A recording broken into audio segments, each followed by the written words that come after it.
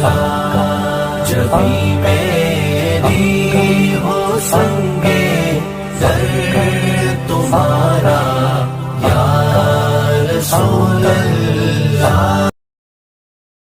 Carpet ناپاک ہو جائے تو ویکیوم کرنے سے پاک ہوگا یا نہیں؟ مجیب: مولانا جمیل احمد غوری اطاری مدنی۔ فتویٰ نمبر ویب -1090۔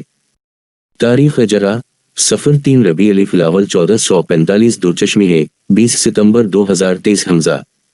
دارالفتح اہل سنت دعوت اسلامی۔ سوال: کارپیٹ ناپاک ہو جائے تو کیا ویکیوم کرنے یا صابن سے صاف کرنے وہ پاک ہو جائے گا؟ بسم اللہ الرحمن الرحیم۔ الجواب باعن العلوم کلاب اللہم ہدنیت الحلق والصواب۔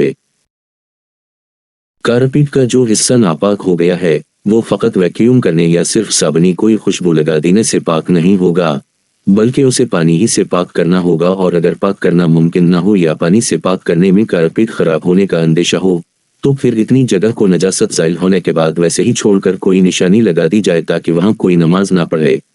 البتہ اگر کوئی سوکھے ہوئے ناپاک حصہ پر موٹا پاک کپڑا یا جائے نماز بچھا کر نماز پڑھتا ہے تو اس کی نماز ہو جائے گی۔ ویلہ اولم عز جل ورسولہ اولم صلی اللہ